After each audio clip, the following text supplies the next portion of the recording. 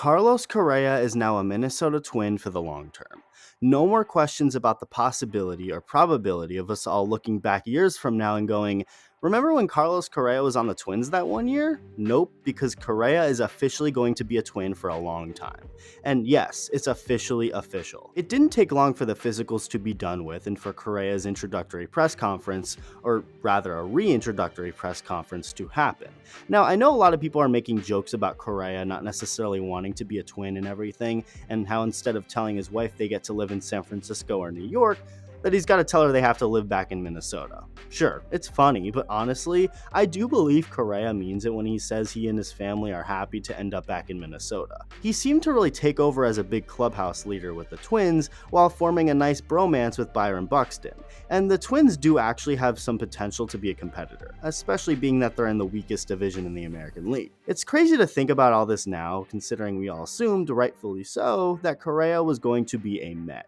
After the Giants situation fell through, Mets owner Steve Cohen swooped in and immediately agreed to a deal with Correa's agent Scott Boras on a 12-year deal worth $315 million.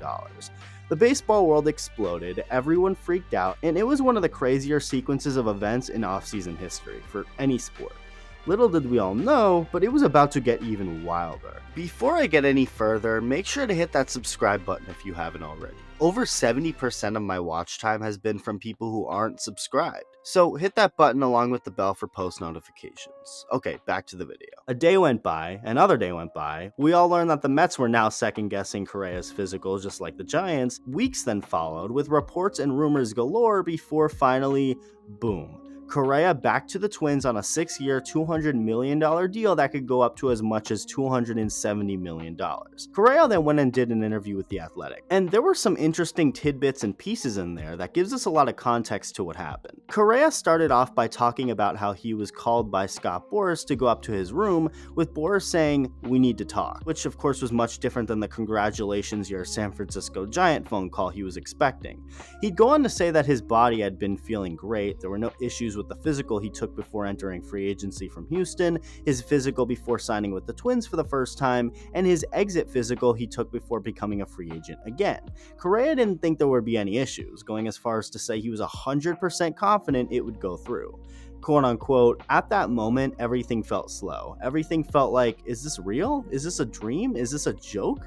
But it was real. From then on, we had to deal with a lot of things. According to Correa, the conversations about his health and his ankle was more specifically about his future, and how it might not hold up years down the line, something that didn't make much sense to Correa considering he's never had an issue with his ankle since the surgery back in 2014. What happened after the Giants deal fell through was pretty crazy.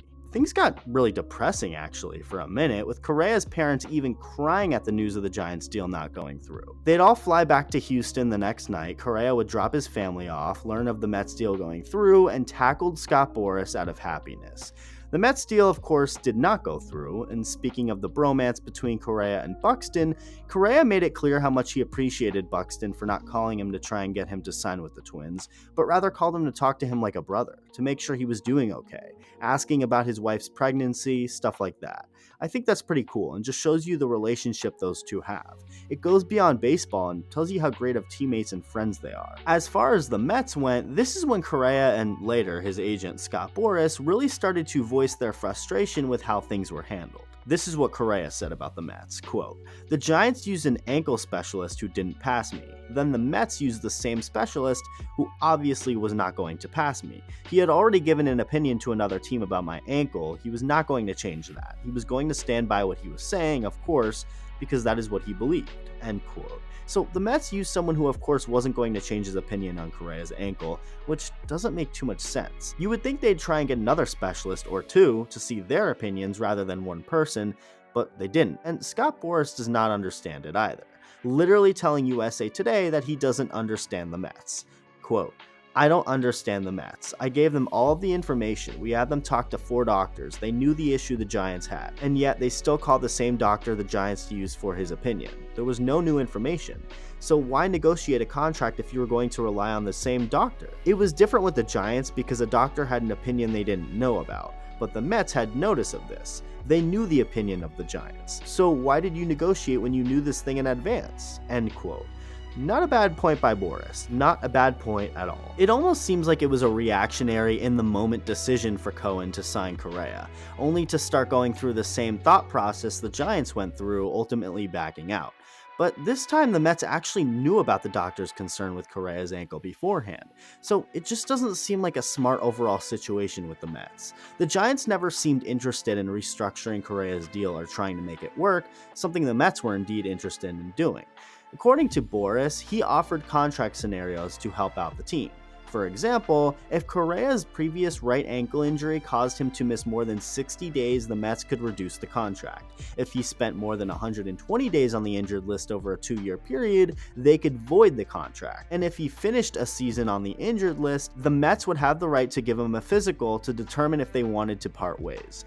The Mets, however, wanted to change the entire deal altogether and cut their original agreement in half. So instead of 12 years, $315 million guaranteed, they wanted to do a guaranteed $157.5 million over 6 years with club options for the next 6 years that would pay him another $157.5 million. Boris then told Mets lawyers that they were putting the contract at risk and that they can't have everything, saying that the Mets can't defer the contract, save $100 million on the CBT taxes, and have him take all the risk at the back of the contract that's not even guaranteed. So the Twins of course ended up being able to negotiate a third deal, with the third time apparently being the charm.